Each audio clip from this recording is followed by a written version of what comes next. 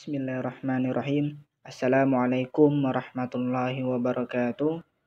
Alhamdulillahi rabbil alamin.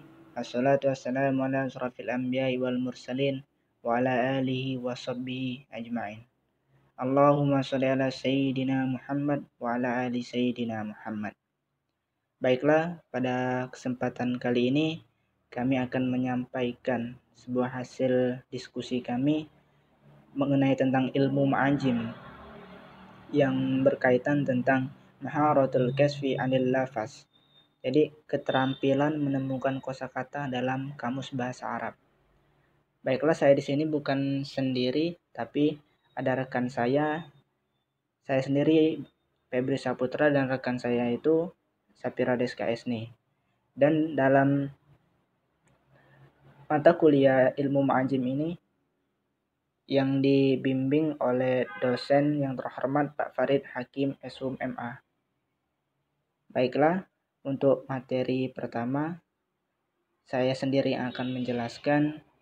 Jadi selamat menonton dan menyimak, dan semoga bisa dipahami apa yang kami sampaikan.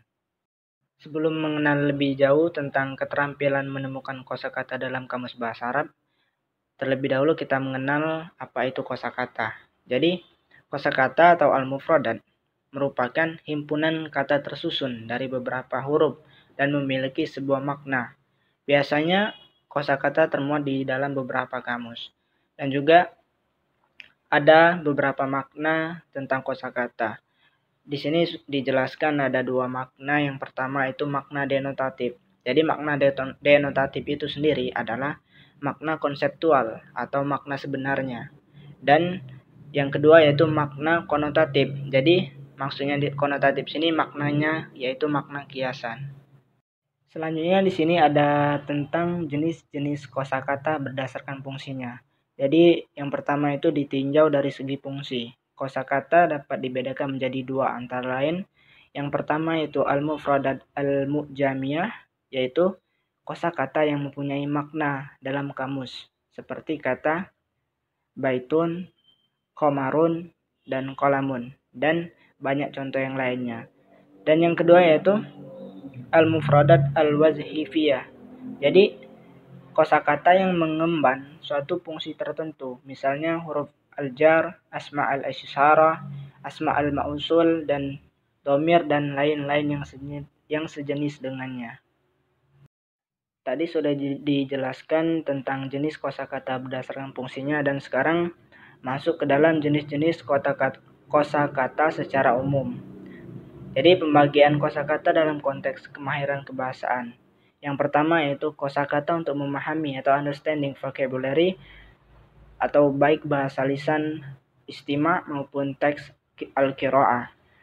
Yang kedua yaitu kosakata untuk berbicara atau speaking vocabulary, seperti pembicaraan informal, adiyah, maupun formal, muwaqafiyah. Yang ketiga yaitu kosakata untuk menulis atau writing vocabulary, seperti penulisan buku, majalah, surat kabar, dan seterusnya.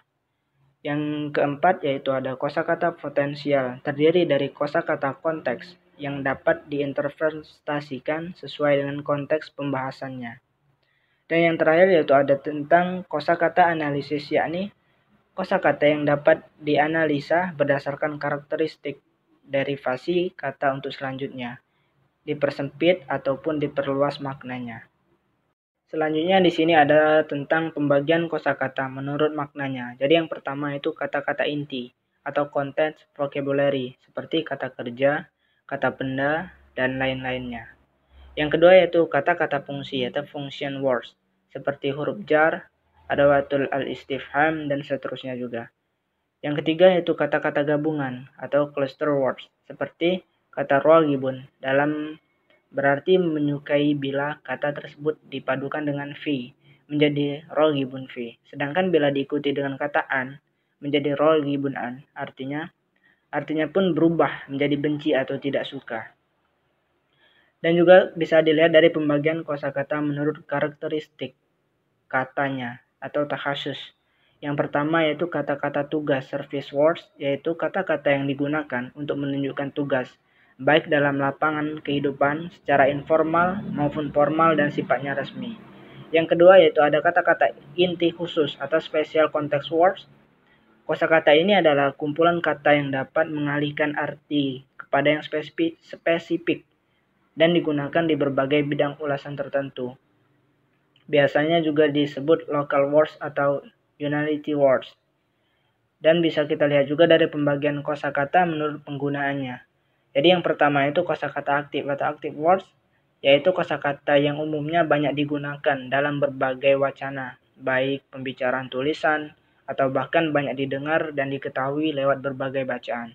Yang kedua yaitu kosakata pasif atau passive words, yaitu kosakata yang hanya menjadi perbendaharaan kata seseorang, namun jarang ia gunakan. Kosakata ini diketahui lewat buku-buku cetak yang biasanya menjadi rujukan dalam penulisan makalah atau karya-karya ilmiah. Baiklah, bisa kita lihat di sini mengenai tentang dasar-dasar dalam pemilihan kosakata atau al-mufradat. Dasar atau asas-asas yang menjadi prinsip atau yang menjadi acuan pemilihan kata atau kosakata dapat diuraikan sebagai berikut. Yang pertama, adanya frekuensi. Maksudnya frekuensi penggunaan kata-kata yang tinggi dan sering, yang itulah yang harus menjadi pilihan. Yang kedua yaitu range, yaitu mengutamakan kata-kata yang banyak digunakan, baik di negara Arab maupun di negara-negara non-Arab, ataupun di suatu negara tertentu yang mana kata-kata itu lebih sering digunakan. Yang ketiga itu availability, yaitu mengutamakan kata-kata atau kosakata yang mudah dipelajari dan digunakan dalam berbagai media atau wacana. Yang keempat, familiar, yakni mendahulukan kata-kata yang sudah dikenal dan cukup familiar didengar, seperti penggunaan kata Samsun lebih sering digunakan daripada kata Zakaun, padahal keduanya sama-sama maknanya. Yang kelima yaitu conference, yakni kemampuan daya cakup suatu kata untuk memiliki beberapa arti sehingga menjadi luas cakupannya. Misalnya kata baitun lebih luas daya cakupannya daripada kata manzilun. Yang keenam yaitu significance, yakni menggunakan kata-kata yang memiliki arti yang signifikan untuk menghindari kata-kata umum yang banyak ditinggalkan atau kurang lagi digunakan. Yang terakhir yaitu arabims.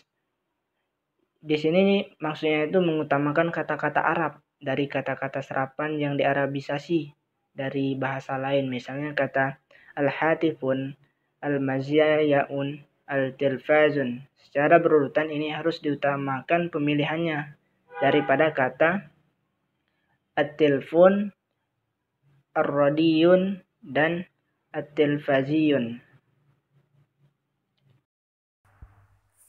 Hasanan, sa'asyarahul madat at-taniyah. Baiklah, saya akan melanjutkan selanjutnya. Apa istilah kamus dalam bahasa Arab? Ada beberapa istilah dalam bahasa Arab untuk menyebut kamus, yaitu mu'jam, qomus, fihris, mausu'ah, ensiklopedia, dan mursid, indeks, glosarium. Pengertian mu'jam dan kamus adalah buku yang memberikan informasi tentang pelafalan, kosakata, struktur, dan kata-kata entry dengan tujuan untuk menjelaskannya disajikan dengan susunan tertentu. Sejarah singkatnya kamus. Kamus sebagai alat bantu mempelajari bahasa Arab belum ditemukan di abad awal perkembangan agama Islam di Indonesia. Islam masuk ke Indonesia pada abad pertama Hijriah atau abad ke-8 Masehi. Menurut Abdul Mu'in, bahwa bahasa Arab di Indonesia sama dengan dikenalnya Islam. Dengan kata lain, bahasa Arab di Indonesia sama tuanya dengan agama Islam. Kamus yang pertama disusun adalah Al-Ain, karya Khalil bin Ahmad, ditulis pada abad ke-8. Kamus berikutnya ditulis oleh Al-Jauhari, judul As-Sihah. Lalu kamus lisan Al-Arab oleh Ibn Manzur dan Al-Qamus oleh Fairuz Zabadi, serta Taj al-Arus oleh Al-Zabidi. Beberapa kamus dan cara penggunaannya.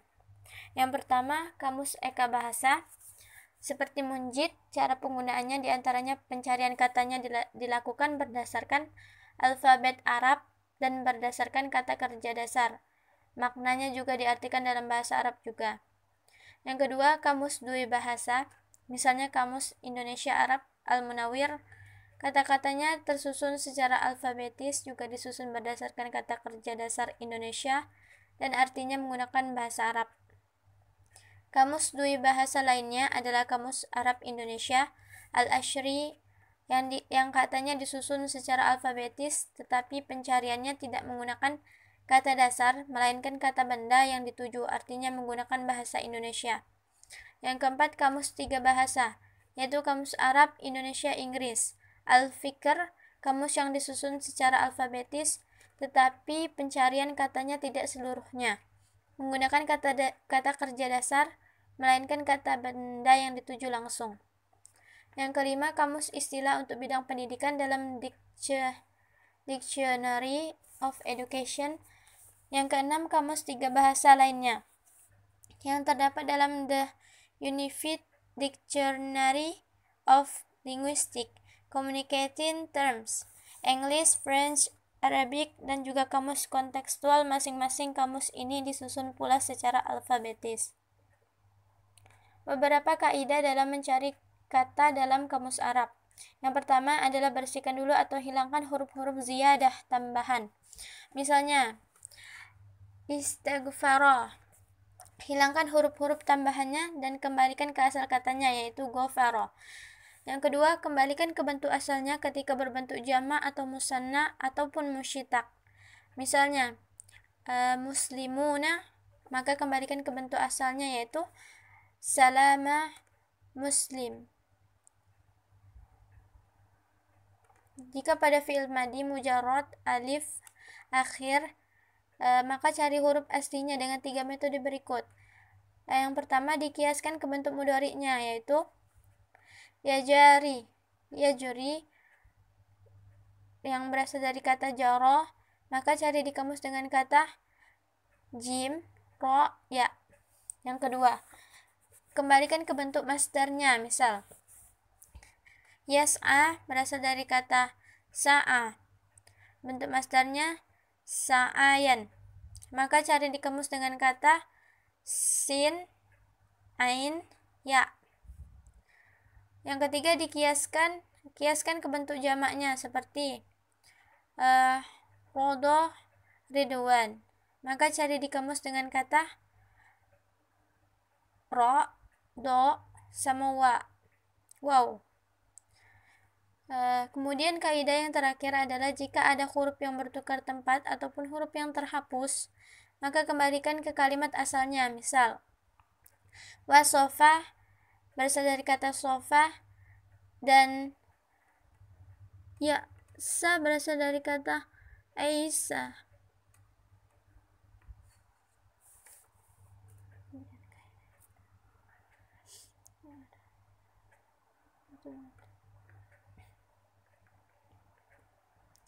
Kaidah khusus dalam mencari kosakata pada kamus Mahmud Yunus.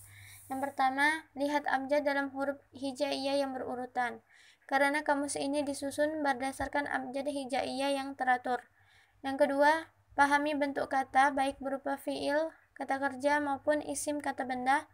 Yang ketiga, tentukan entry awal atau awal huruf kata yang ingin dicari dengan menentukan kata dasarnya. Misal kata maktabah, maka penentuan entry katanya harus dimulai dari 3 kata dasar dari kata tersebut. Contoh, kaf, ta, dan ba. Kata ba, dengan menghilangkan huruf mim awal dan huruf ta marbuto di akhir. Harus diperhatikan bahwa entry huruf kaf lah yang harus dibuka terlebih dahulu. Begitu pula untuk kata-kata lainnya.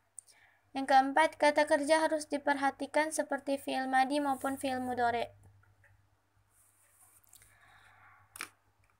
Hasanan, da'una nanhi ashuraha alal madah hawla hazihil mawadu ladaina.